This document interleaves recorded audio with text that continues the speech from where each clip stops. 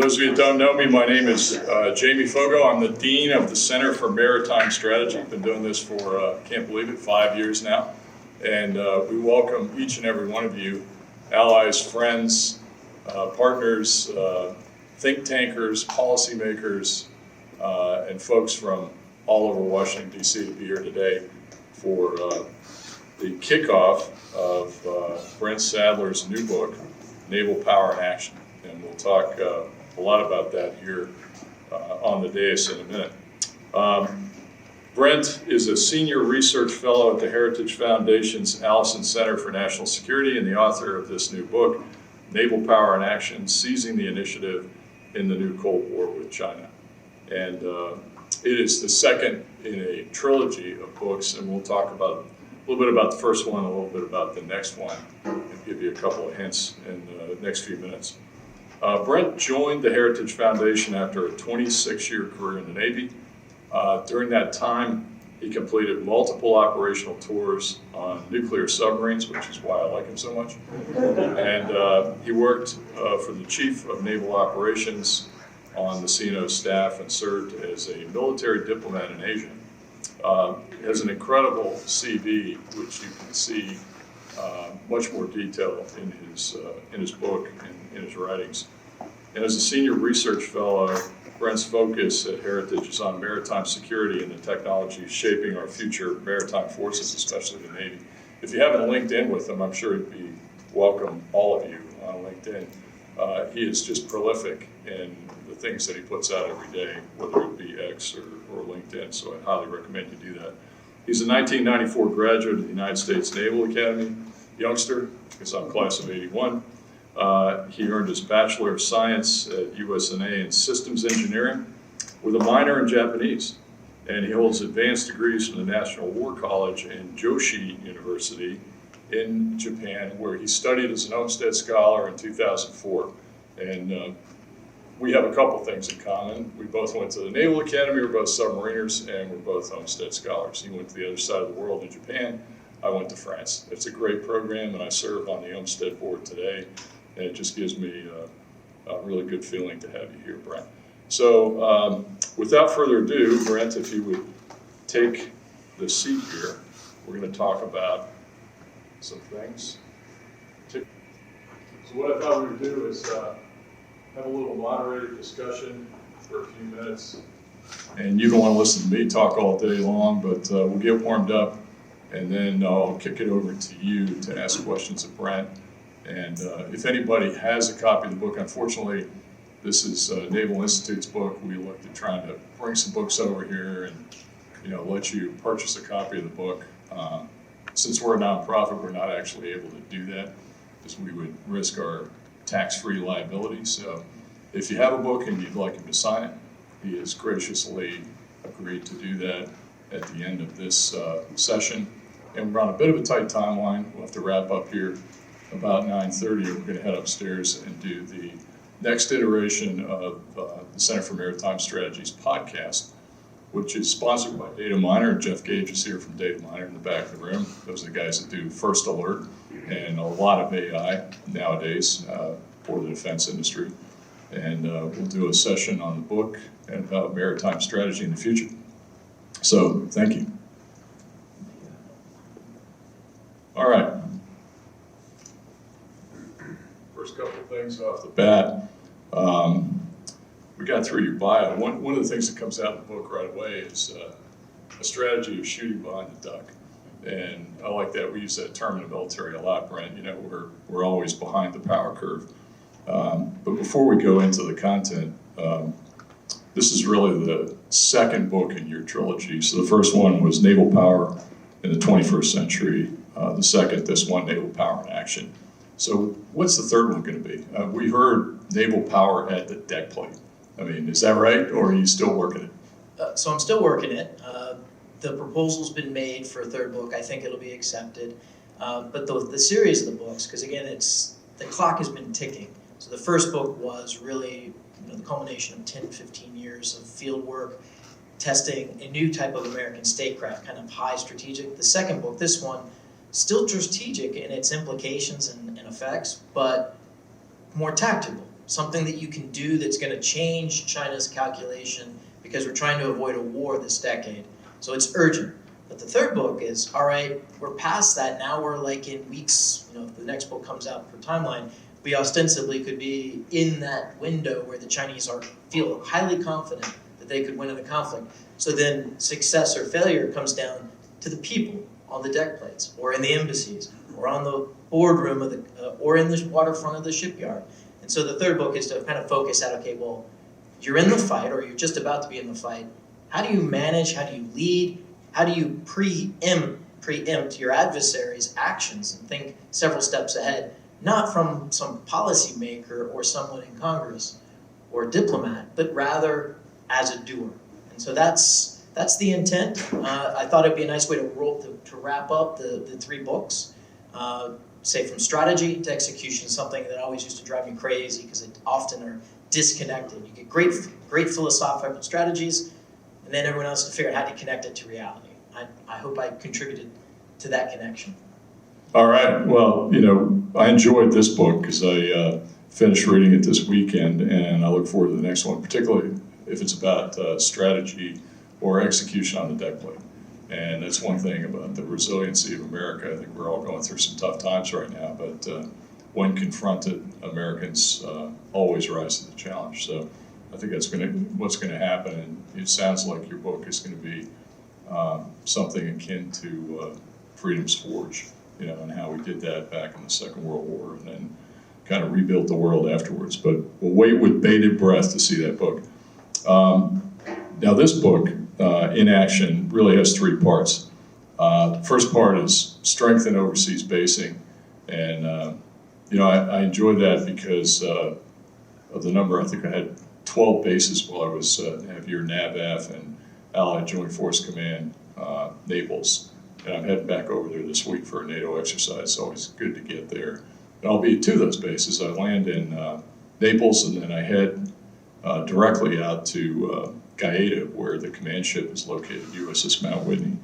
The second part of the book is strengthening the homeland. And, it's not about isolationism at the borders, it's about manufacturing. And we've got the CEO of Blue Forge Alliance with us here today, who is trying to help the Maritime Industrial Base do exactly that. Rob Gorham, raise your hand, Rob. And so I'm sure he'd love to talk to you about all the things that they've been doing to assist Matt Sermon and others, particularly in additive manufacturing down in Danville, and then in partnership with Austal down in Mobile. And then the third part of the book is reorganize to seize the initiative. You recommend establishing a maritime department, rebuilding commercial shipping, and I'm kind of glad-handed here. I'll put a plug in at the same time for our first book, Returning from Ebb Tide, which is really about the atrophy of the commercial maritime industry in this country and then how it impacts the future of warfare, because if you can't get the beans and the bullets and the fuel to the troops that are out at the pointy end of the spear, you're going to run into a problem. And right now we're challenged to do that, but we're taking measures to try to fix it. And then it's intriguing, you say, an ocean-centered naval fleet aligned with the combatant commanders. And, I'm with you there. I'm all about that. The problem is an ocean-centered naval fleet is never big enough for the combatant commanders. Their appetite for naval forces, particularly submarines, is far beyond what we can actually provide. So you want to comment on the structure of the book and the way you did this?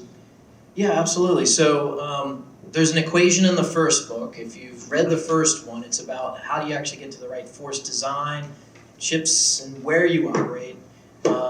This book, like the first one, also introduces an equation. But unlike the first book, this equation guides the entire structure. And the equation is basically, on the left-hand side of the equation is preventing or causing China to realize or be deterred from conflict with the United States and its allies. The first term on the other side of the equal sign is the military-to-military balance. The next term is economic security or viability. And the third term is political control or effective political control. And those three terms are the three parts. So the first part is is as the Admiral's talking about, is really a competition over posture. And that's the here and now type activities. You take, all of the actions are urgent in the book, but at which they deliver results differ in time. So the first part is also the most urgent, the military-to-military balance, by trying to outthink the Chinese in their own posture fight with us, not only in the Western Pacific, but pretty much globally. But again, it's informed by industrial, relationships with allies and partners, and also real keen insight as to what makes them tick. And this is the decisive theaters. It continues on from the first book. This is the South China Sea and the Eastern Mediterranean, which, just to make sure, that includes the Black Sea, the Levant, and also the northern half of the Red Sea. So if those are tracking me, that includes the Suez Canal, very importantly. So those two areas matter to China. They also matter to Moscow, at least the Eastern Mediterranean. And so we have to also balance still. So that's the first part. The second part is that economic resiliency. And there's several chapters in there, but the biggest one, continue on from returning from ebb tide, is how do we actually strengthen America's maritime industrial base?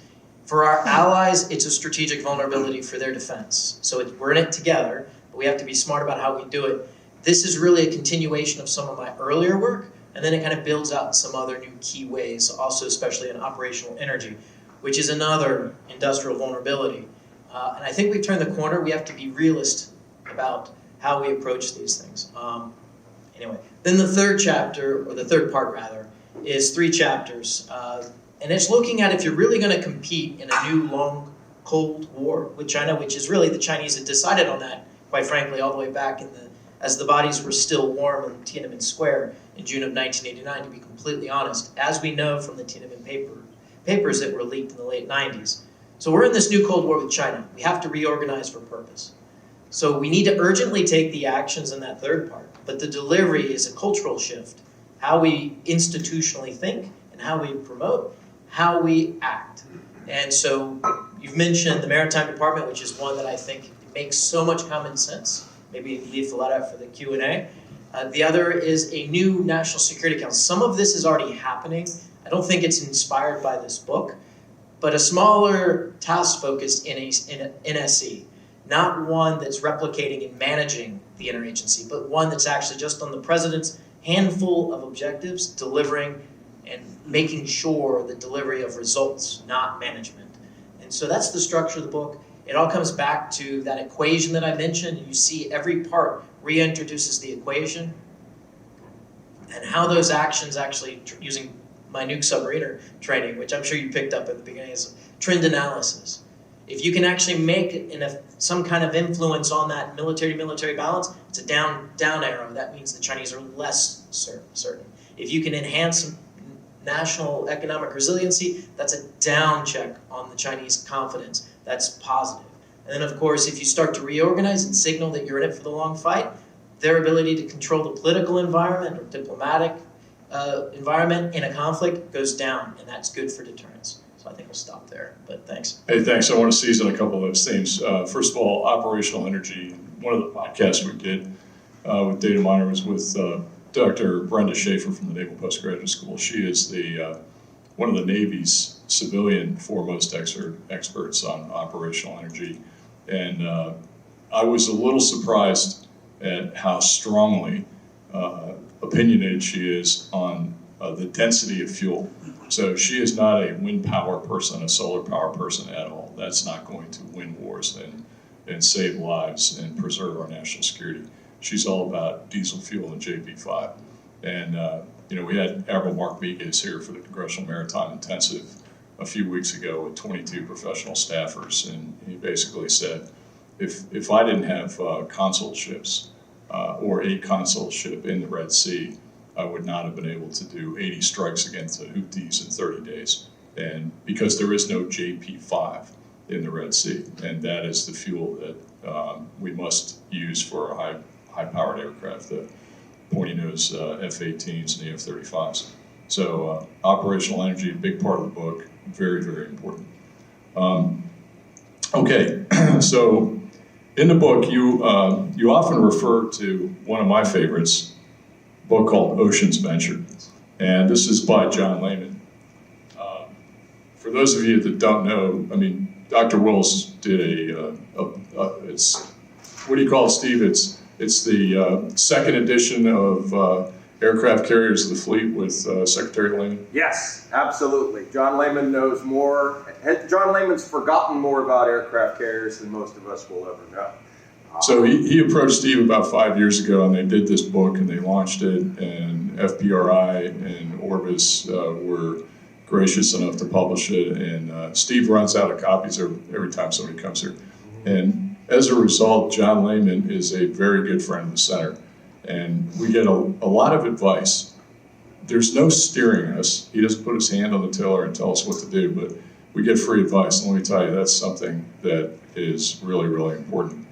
And in the book, and he wrote your foreword, he basically says, look, if you're going to go after the Chinese, or they come at us, stop trying to mirror image what they are doing. Okay, so they have a Renhai class cruiser. It looks a lot like a Ticonderoga. I'm sure they stole the plans. But don't sweat the force structure. They're at 400 ships now.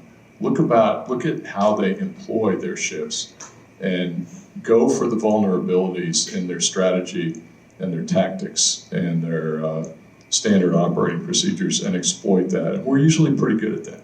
And I think that's where hybrid warfare is going to play a role. But like you, I love Oceans Ventured, and I critiqued it for the Naval Institute when it first came out. They'd asked me to write something up.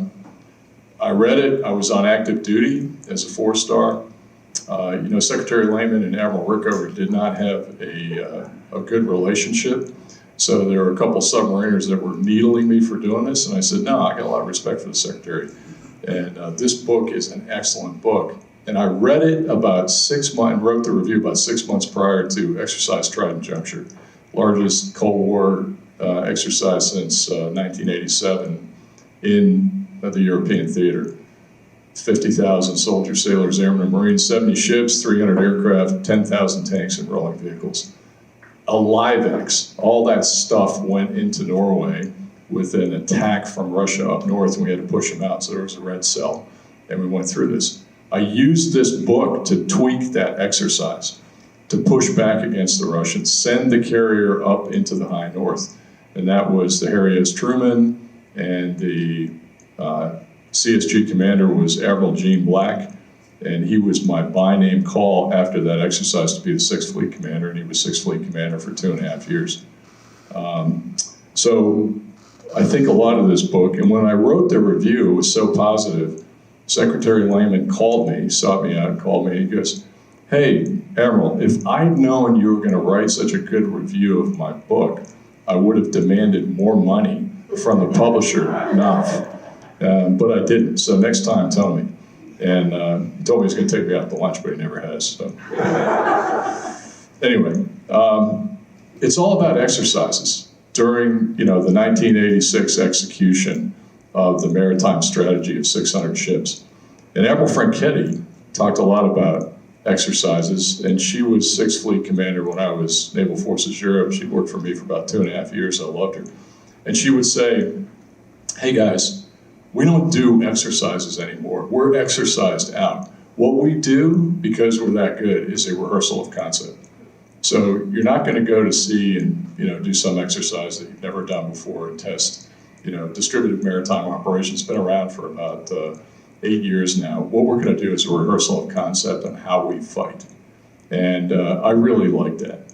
And I want to kick it back over to you to talk about exercises, Oceans Venture, inspiration for your book, and rehearsals versus just testing new theories that may or may not be anything that we want to do.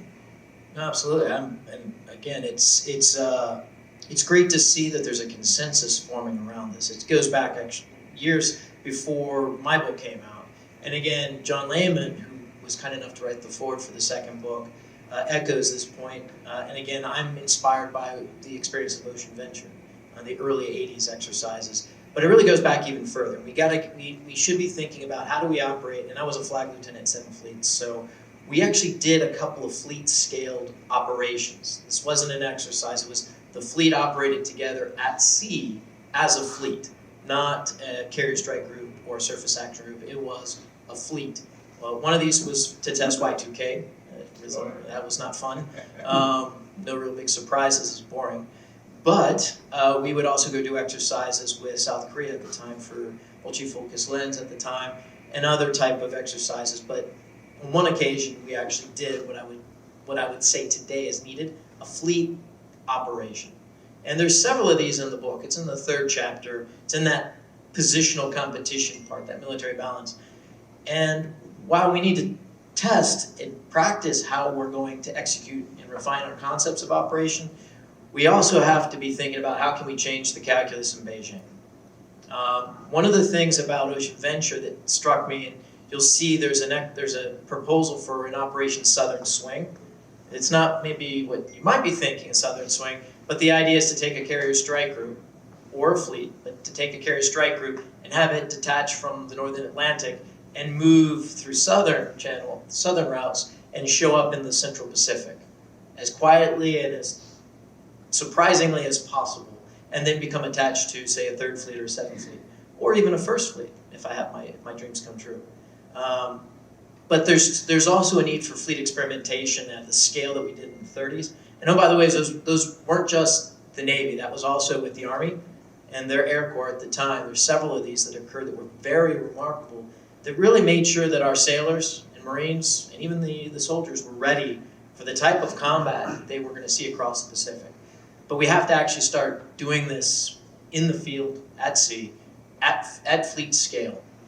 Using the Hawaiian Islands as a replica for the first island chain and try and play how we could do a sea denial from littoral combat regiments and even Army MDO units. We can also do this in the Pacific, in the Western Pacific, and use the ranges in the Northern Marianas more effectively to actually try and attempt how would we break through a similar type of effort. How can we actually push into the Chinese missile threat, air and missile threats? But we need to start doing it at a fleet scale and not be afraid to be seen doing it, which means we need to be cognizant about how we're going to impact Beijing. So that's it. Thank you. Yeah, great rundown there. Who was your boss at 7th Fleet when you were flight lieutenant? So Walt Dorn. Oh, yeah. So big mentor, learned a lot. And then Admiral Metzger was the last. I actually ended up staying far beyond the normal half-life of a flag lieutenant. It was like almost 2 years and maybe 4 or 5 months. Wow. It was way too long. 2 great Americans. That's great. And I was glad to hear you say, we need to utilize the Army. The Army's got it from about 25,000 10 years ago, 15 years ago in the Pacific to 125,000 today. And there are some who disdain the Army for trying to grab some of that Navy mission out in the Pacific. I say, all in, joint force, let's utilize as much as we can. We have a Marine Littoral Regiment, which has actually gotten off to a very good start. And the Marines are doing a lot of really cool experimentation out there with hybrid systems and unmanned systems, and we should give the Army an equal chance. Speaking of unmanned, next question. You put a great deal of thought on how unmanned systems fit into fleet level operations. And so I'd really like to get your thoughts on unmanned technology being introduced into the U.S. Navy. Now, ironically, as I'm prepping for this over the weekend, I get a note from my very good friend and mentor, Admiral Harry Harris. You all know Harry.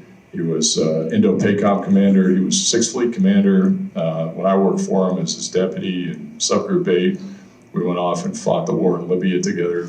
And then he ended up his career as the U.S. ambassador to South Korea. So he's here in town this week, and he's going to talk to DAPA. We have some executives here from Hanwha Ocean in the audience, and DAPA is the Defense Acquisition Program Administration in Korea. It's about 3,000 people as opposed to our 90,000 or 80,000 people in NAVSEA. And so in his speech, Harry came to kind of a crossroads where he goes, "Hey, Jamie, what is the number?" I go, "What number?" He goes, "What is the program of record number for the Navy, the U.S. Navy, for ship count? Is it 355? Is it 381? Or is it 515, if you include unmanned systems?"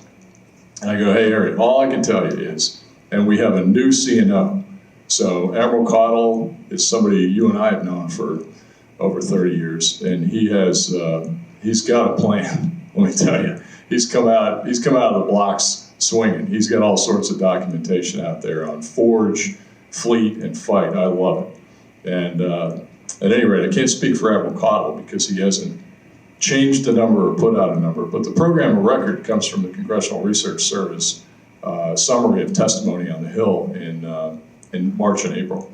And that number is 381 ships. That was in Admiral Franchetti's nav plan. She sat here in December 2024 and gave us that number, plus 134 unmanned, which you might think is odd, but it adds up to 515, which is kind of a cool number, right?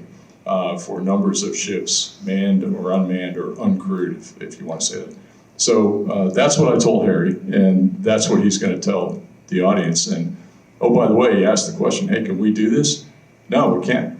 Not with our maritime industrial base in its current state. We're going to need some help, which means we might have to reach out to partners and allies to assist us with that. And I think that's the point of this discussion. So what's your take on unmanned? Is this something we want to invest in? We should invest in? Is it viable? You know, one of the things that I've talked to Admiral Cottle about is, hey, there's a tyranny of distance in the Western Pacific that's thousands of miles. You know, drones tend to be platforms powered by batteries. So can we get there? Or do you have a delivery mechanism that gets in under the wire or under the sea and pops up and flies the drones? What do you think? Thanks. So going back to my systems robotics engineering background, when you design an unmanned system or robotic system, you design it for a specific task. And not a mission, a task is a better way to look at it. So what are the tasks? And it's not going to be the traditional approach to building a warship, a NAVC kind of approach where you've got also joint requirements is not going to work. You have to have a geographically kind of focused and certain kind of tasks that you want. So let me start with what I think is probably the easiest and with proven technology already there with the endurances required. Defensive one. We've tried now, and I have a lot of scar tissue in the rebalanced Asia Pacific trying to get something on this. There's a THAAD battery that was kind of a drug deal that went south that we were able to keep it there, thankfully, under North Korean threats back in 2013. And we still haven't really improved it. And I got family on the island, so it is a little personal. But defensive one. You typically will see destroyers, ballistic missile defense destroyers, Arleigh-Burkes, that'll spend time drilling circles around the island when tensions go up. That's a misuse of an asset. So there's the task. Use the unmanned platforms to put more of the munitions or your sensors at sea so you can free up some of these very capable manned large ships to go hunt bad guy submarines, for example, way up inside the Chinese grill, up in the East China Sea and the South China Sea. So this is one task. Can we do it? Yes. Have we already demonstrated the ability to do it? Yes. So the medium, the large, I think the name keeps changing, which drives me crazy, but the larger of these vessels, the USV Ranger comes to mind. It's a repurposed offshore vessel from the oil industry. It actually launched an SM-6. The launcher has some problems. There's an engineering challenge there, not insurmountable, but it launched an SM-6 effectively in 2021. We're now 4 years later. This is the agitation you'll pick up in the theme in the second book, is we need to get into action. So get some of those out there. We already know they did a deployment to Guam, Japan, Australia. They did a Westpac deployment. They learned a lot. By the way, learning in a laboratory and PowerPoint, it's like 1/20th the amount that you learn by putting real sailors on real platforms, real operations at sea. And so I think we're going to see a logarithmic uptake in the learning, but get these vessels, put the containerized weapons on the back of it and sensors, and have them augment the defensive one. Perhaps even put containerized TLAMs on board, so you can also, again, signal to the Chinese that these are targets you're going to have to worry about because we can reach you with it. Set aside how you want to operate and how you would want to have the tactical operation. You can accept a lot more risk, but the goal of this is not having tactical success necessarily in the peacetime. In the next year or two, getting these platforms out there, priority is to learn, perfect the designs, grow the industrial base, and also cause the Chinese to have to worry about a lot more options that they have to respond to. And for all of that in the ledger, that's where I would put my bets on. I'm hopeful in what I'm hearing coming from Congress and also from inside the Beltway. We shall see, but that's where I would put my bets on the unmanned, and that's the task. Fantastic, thanks. I'm mindful of the time, so one last question, then we'll go to the audience. So, Brent, you're a firm believer that the Chinese think 2027 is what the German Navy in 1914 called their tag, the day of reckoning. And you all have heard in the past that Admiral Papara's strategy is to have a fleet and the credibility of the fleet in the Pacific such that when Xi Jinping wakes up and sees his common operating picture at party headquarters in the morning, he says, well, today is not the day. 2027 is right around the corner. Very little time. And as you said, launch the SM-6 off the platform Ranger in 2021, and here we are in 2025. What have we done to perfect and deploy that capability on an unmanned platform since then? That's 4 years. So what 3 things do you think the U.S. Navy should be doing now to prepare for what might happen in 2027? Yeah, let me preface this. So first, January 1st, 2027 doesn't mean China goes to war. It means that they have the confidence to go to war. It means Xi has a high level of confidence that he can prevail in their way of fighting. The other thing is, typically I'll lay out a hypothesis to help discern all the crazy things that we see day to day. I would say that we are very clearly on the trajectory for conflict. And the one that I kind of postulated and was hoping I wouldn't see actually occurred, and that was, it didn't happen as bad, no real bloodshed on the Philippine Navy or their patrol vessel. And this was back in early August when the Chinese destroyer rammed their own Coast Guard cutter when they were really intending to use lethal force against the Filipino patrol vessel. That's a way of testing with a bayonet, probing on that political control term, which in their mind is the biggest question marks. And that's where we have where we have to actually place our bets right now, is to try to impact the Chinese concept of political control in the conflict. We have to give them more things to worry about. We have to operate in ways that signals to them that we're not going to be hesitant. And that's the key thing, that we are going to be in it also for the long haul. So what can we do in the near term? One, I think we have to start operating differently. The fleet exercise, at the fleet scale operations, showing that we're going to operate in these large scale units, and that we're going to, Congress and everyone's going to put the money and the manpower resources to do that. The second is that we're going to reorganize and invest in our industrial base. Reorganize, like I mentioned, that's the other part. That'll tell them that they're not going to be able to get into a quick fait accompli fight. If they're going to pull the trigger, it's going to cause them to have to wage a long war, and conflict is the most risky human endeavor that humans ever engage in. And the Chinese Communist Party is risk adverse. May not feel like it, but that's an indication of how confident they are. And then probably the third one is getting the unmanned vessels. The way I would characterize it is we need to get firepower out to sea.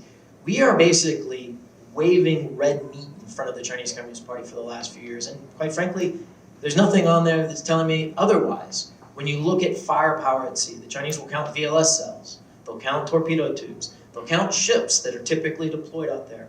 And that military-to-military balance equation, they're like, well, the United States is unserious in the extreme, because look at every figure about the firepower that we put to sea, and all those kit lines go in the negative. And guess what? The bottom of that nadir, 2027 to 2028. The exact moment the Chinese have spent 20 years building up their military to be prepared. The date, of course, has shifted. It can shift again. Having been involved in it when I was first OOZ in 2011 and 12, and this calculation was a little earlier. So those are the things, and again, that's what this book is meant to try to agitate, is to bias towards action, even if it requires some failure, because you'll learn. And more importantly, the Chinese will start to scratch their heads, no matter success or failure, and that's a win in my book. All right, and before we go to questions, I'm remiss in not introducing and thanking our Navy League President, Mike Stevens. Mike, please raise your hand, for being here with us this morning, and is also the benefactor of the feast, so we wouldn't have this room without Mike. Thanks, Mike. We have some board members here, John Kaskin, Emeritus, on the board, has forgotten more about the commercial maritime military SEAL of command than I will ever know. He was the inspiration for our book, Returning from Ebb Tide. Sada Fuentes, who's on our XCOM, Sada from the Transportation Institute, fervent advocate of the Jones Act, and also great supporter of the Center for Maritime Strategy. Sada, thanks for being here. Okay, now the football goes to you. Questions from the audience. Yes, sir. Please tell us your name and where you're from. Mark White, class of 80, retired EHS CBP. Oh, I can call Bugs. All right. I have 5, pick the one you want. What are China's primary naval bases? And it looks like there's a line of islands and seamounts from Japan all the way to Taiwan. Doesn't that sort of lock in some major Chinese ports? Does China really have the wherewithal to invade Taiwan? 5,000 to 6,000 ships cross the channel at Normandy. Can the Javelin penetrate the deck plates of a ship? Because it's doing a good job on tanks right now. And do you count our allies, because we have some very capable allies in the Pacific in our force structure? Yes. The Javelin, yes, especially if the Chinese are going to be using commercial vessels. And it's been some time since I've been able to tour a Chinese warship, so I don't know what their standards are, but the fact that they build in commercial yards, I would probably say there's probably high confidence that the Javelin will make their day not pleasant. Doesn't have the range of the war to really be a kill, even a mission kill, but it's certainly complicated. On the allies, absolutely, the first book, there's a lot of discussion about that, and it's a question about, growing common interest. We have to see, because even our closest allies may, and depending on the context of the time, politically make a decision not to support. And we have to be ready for that. We have to be clear-eyed about it. The only way that we make sure that doesn't happen for all of us is that we all have the same common national interest, from a people level, a cultural, a political, and also an economic. I'm highly confident that with our allies in Asia, that unity is actually strengthening, despite China's best efforts. It's a different story in the Pacific Islands, where there's a new great game that's playing. Your question about the first, it's really, I think you're talking about the first island chain going all the way up from really. It goes from the bottom of Japan all the way to Taiwan. Some are volcanic seamounts and some like Iwo Jima's in that. Yeah. So that's a part of the first island chain. The Chinese will say it goes all the way up to the Aleutians and goes all the way down to Indonesia or even to Perth, Australia. So that is the contested theory. What they did is they had an army general that was, back in the 80s was saying, how would you actually scale the development to their naval or their military development? And they did first island chain, second island chain, third island chain, global. And it was just a very baby iterative step process. But when you're dealing with oceans as a system, it doesn't ever really work that way. But I think your point about geography matters, and that's again why the decisive theaters. I look at it really where there's a lot of play and where we can actually really cause the Chinese a lot of consternation still, and we can force them to focus rather than in Africa or Latin America or in the Central and South Pacific, South China Sea. Southeast Asian nations don't have a lot of reason to go all in on China, but they need to know that they've got options, and then oftentimes they do. They know this, but we have to be there and be present. This is the first fleet construct, and as Hunter's in the room, he conceptualized what many of us have been trying for years to figure out how to actually put into framework. We need a way to maritime counterinsurgency. So the first island chain is a contested space still, but it can't be everywhere. So limited resources. Where's the diplomatic economic opportunities greatest? Where the Chinese have the rawest nerve. So if we can pinch them on their concerns in South China Sea, they'll actually have to respond. It's how we stop shooting behind the duck. We actually take the initiative. And there's a lot of discussion about why that is, and also why Eastern Med, but that's where I would focus. I mean, the islands and stuff like that, in peacetime, international law allows them to pass through. They go through the Bianco Straits all the time. And nor should we ever stop that.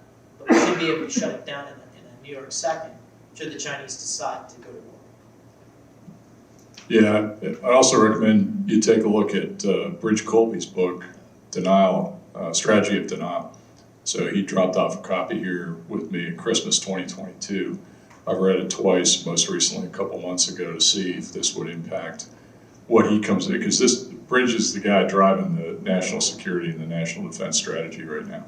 and he believes in the U.S. as a cornerstone balancer with allies and partners out in the Pacific to deter or deny the Chinese the opportunity using all the elements of DIME, as you mentioned. But great book. Okay, next question. Sana. Yes, Maritime Strategy Institute, thank you for the very kind introduction, Admiral Fogo. My big concern is how the Chinese government has been buying into strategic assets, right? Ports, and then also I think energy and refining facilities around the world. And given, DLA Transcom's practice of buying energy products locally, and I'm sure there's other strategic assets I haven't even thought of that they're doing. How can we better strengthen our kind of economic and energy security or resiliency that you mentioned to fight against these strategic assets that they have?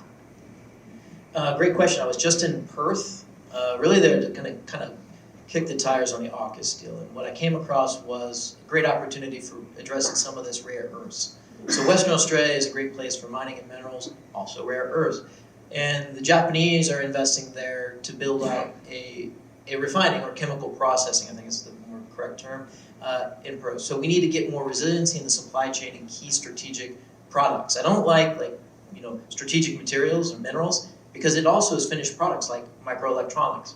And it's not just like the 2 or 3 nanometer microchips, it's the old stuff that goes in the car that's driving right here, electric window.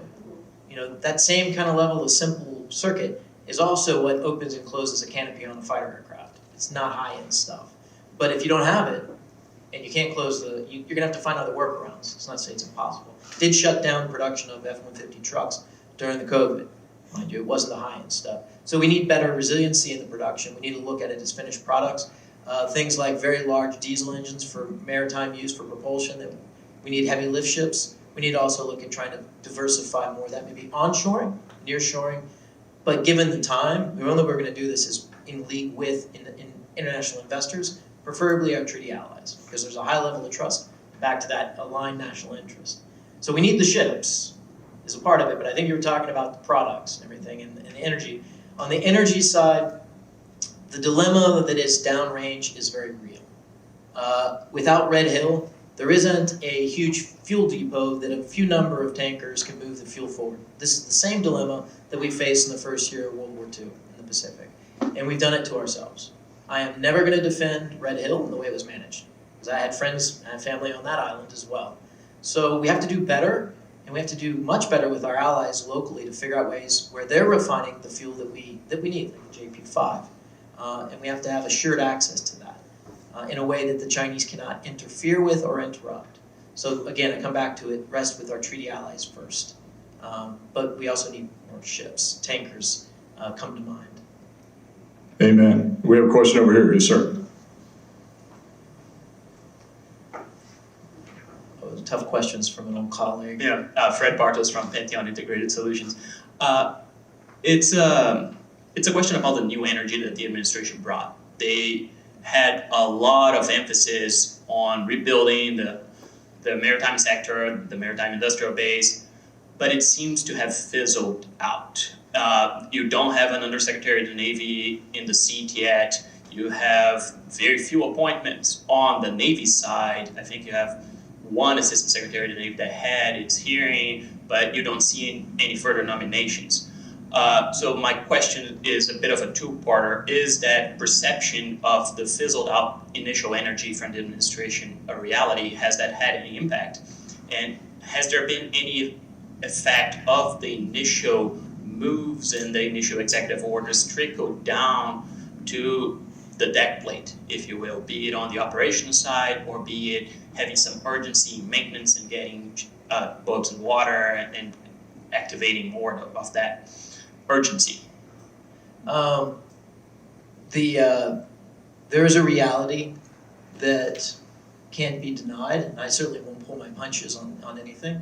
The impression by our overseas investors, investors here in the United States, and the shipbuilders is questioned.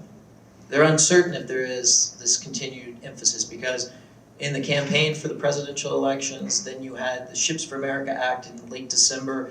You had President Trump come in with his joint statement in March, very emphatic on this, then an executive order. The first office established in the National Security Council was the Office for Shipbuilding and regaining our maritime strength. So in the interim, in the last few months, we've seen that office basically evaporated. Two of the folks are still there, but they've moved over to OMD. We haven't really seen a ship plan from Navy. We haven't seen a new fleet design. It's good to hear out of Caudle. I've been watching very closely on this.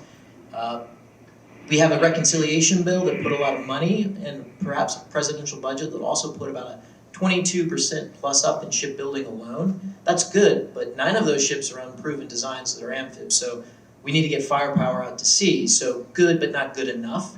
And the signal, without the people in place that are the executors, I would see you and raise you one, the Maritime Administrator. So Steve Carmel, who's been named, he hasn't had his hearing yet, and he hasn't, of course, won't have a vote until he has his hearing. We need to get him in place also post-haste. These are roles, and also the RDA, I think you're mentioning the Navy. These are the executors of the president's intent. And without them in place, you don't have the technical expert that knows where the bodies are, so to speak, that can pull the levers and agitate action. So we need a partnership that needs to continue, that started under the last administration, quite frankly, where the Navy was very active. That needs to continue into the commercial area. So, a testament to the good work that was begun, but it needs to continue, and it only is going to be effective with those captains of change, I guess. They're not captains. At least one of them was. It's Jerry Hendricks over at OP. And Steve, yeah. So. Yeah, Steve was, I guess he got his master unlimited license at the age of 26 out of the Merchant Marine Academy, so that's almost unprecedented. Fred, good to see you again. Glad you're here. Thank you. Yeah, Hurricane Steve, I can't wait for him to get there. Yeah, and he needs a hearing. I just saw a note the other day. It's been delayed until, was it, Steve, until October or the end of the month? It was supposed to be the 17th. Yeah, but not soon enough. And then getting Hung Cow confirmed and getting him in as the under too. He's another friend of the center and is going to do great things in the Pentagon. Next question. Yes, sir. Thanks. Good morning, Jason McInerney, retired State Department. Obviously, the 2027 date is very well known. What do you think the chances are that might be a distraction, and perhaps the real timetable might be 2026?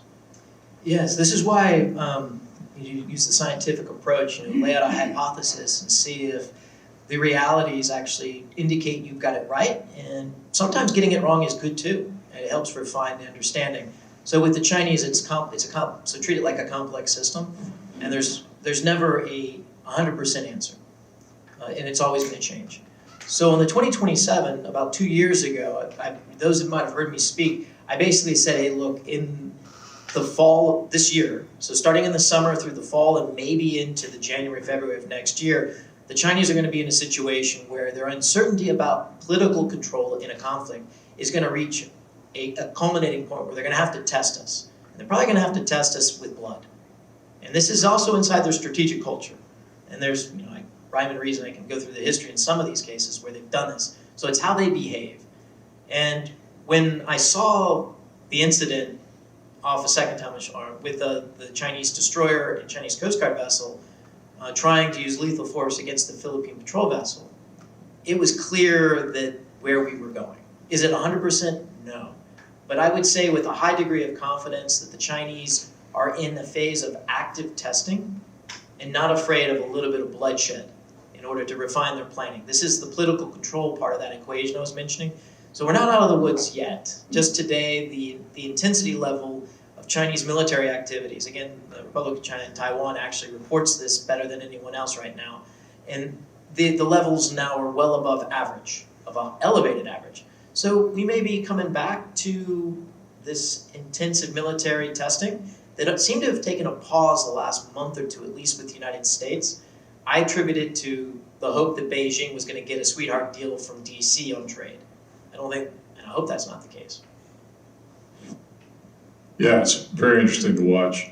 And, one of the things that we have talked about here in our circle of friends is what if it doesn't go earlier, what if this cost-imposing strategy on the United States, the last CNO required that 80 to 85% ship readiness be maintained. And, that's a big draw on the readiness account, and you're not doing much of anything else but preparing for a war that may or may not come on or January 1st, 2027 or later. What if Xi Jinping woke up and said, I'm going to throw the Americans a curveball? I'll say we're going to do this in 2030, and they can do another 3 years of knocking themselves out, and not doing the long-term maintenance. And that is another COA and another strategy. Whether or not it goes there or not, I don't know. But I'm with you. I think bloodshed, that's going to test our mettle and test their resolve and test our resolve. And usually Americans react very negatively to, harm to our troops. I would just add, the other thing I'm watching is the Chinese are reaching midterm life for a lot of their more modern warships. Do they actually bring them into the yard and modernize them, fix them up, or do they just scrap them, or just let them keep running? And that, and also with the next aircraft carrier, is it nuclear powered or will it be conventional? I think the consensus now, though not officially, I think, sanctioned, is that it's conventional, which the signal that I read on that is an emphasis to maintain and then expand firepower at sea in the near term. Again, why would you be doing that at the risk of throwing good money after bad on keeping ships at sea beyond their maintenance needs, unless you intend to put them into harm's way and you're ready to take them as a loss? So I'm watching this also. So there's other elements in this scientific hypothesis that haven't dropped yet, but I'm at the 80% confidence that what the Chinese are doing will persist for a few more months, and it's going to get worse before it gets better on testing us. Yeah, it's an interesting point about the age of their fleet. Their fleet is relatively new, but it's getting older.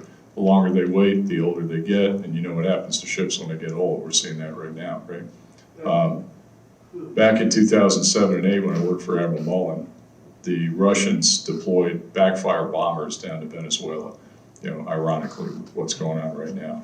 And he was asked in a press conference, oh my God, are you worried about this Russian deployment and establishing a near permanent basing in the country of Venezuela, which is not friendly to us? And he goes, no, welcome to my world.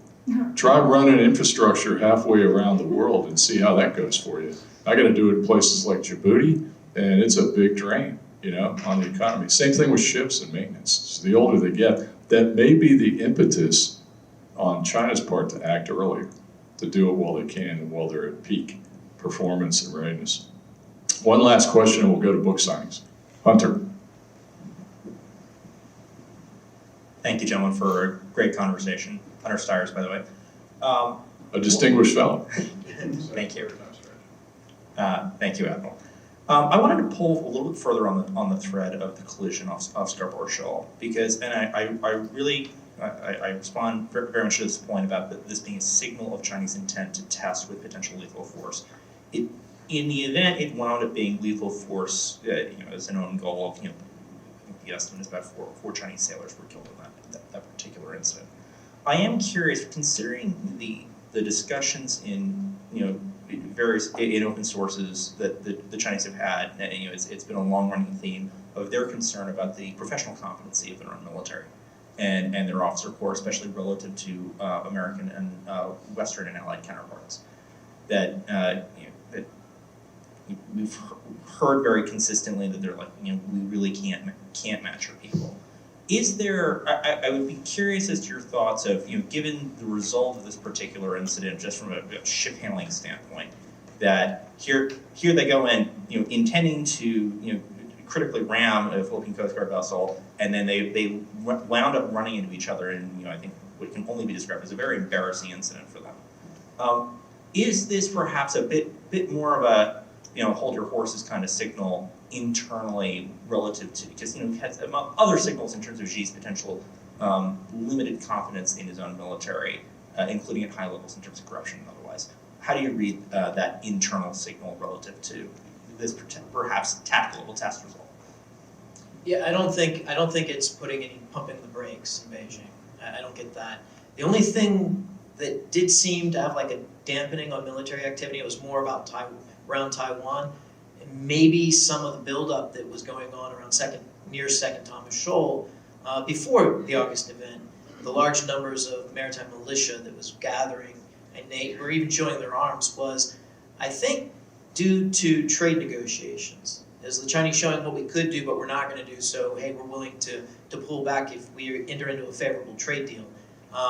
That was postponed until November, but I'm seeing the levels pick up. So I think the trade piece might be what was behind a lot of this, like lower activity levels the last month and a half.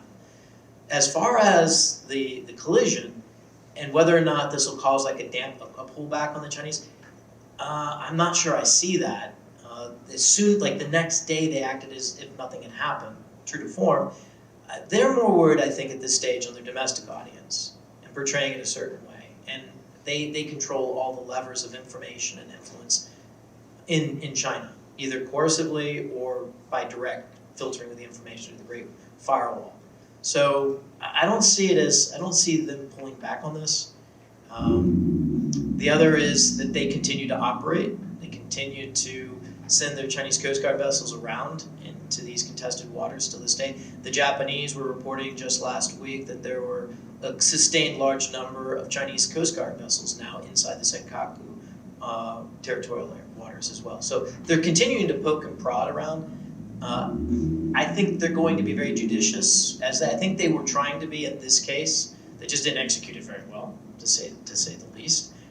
But what I would kind of point you to is they did the incident, they controlled the information very, very actively, like right away, which they could have also been telegraphing it also and projecting it just as well, which means they were postured for this event. They also had a destroyer there, and the Chinese Coast Guard. That was intentional. That took time and planning. It didn't go the way we want, so they go lower and they look for the next opportunity. In my mind, I'm not seeing anything yet that signals that they're going to pull back. And I don't think the purges. There's a lot of some folks will talk about the purges. I know this is not what you were asking, Hunter, but for others, there's been a lot of Chinese senior leadership that's been purged. This is kind of just a fact of life in a communist society. I don't think it necessarily impacts the decision at Xi Jinping.